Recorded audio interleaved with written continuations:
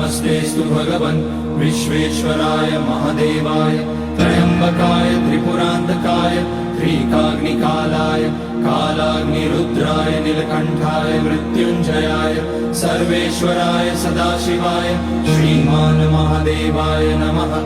ॐ नमः शम्भवाय च मयोभवाय च नमः शङ्कराय च मयस्कराय च नमः शिवाय च शिवतराय च।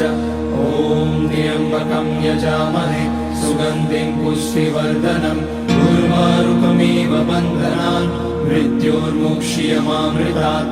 नागेन्द्रहाराय त्रिलोचनाय भस्माकराय महेश्वराय नित्याय शुद्धाय दिगम्बराय तस्मै नकाराय नमः शिवाय।